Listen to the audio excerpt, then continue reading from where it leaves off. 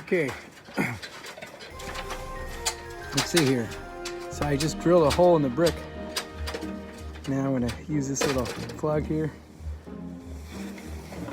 Put it in the hole. Just hammer it.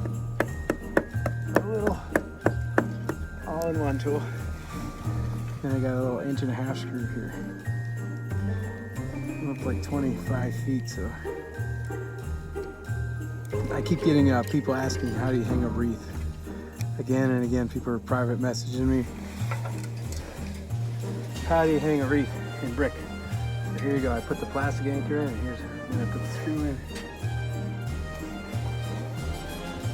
Now the plastic anchor will pull right out until you put the screw in. The screw in pushes the plastic out and locks it into place. And you notice I actually got this pointed down, so that way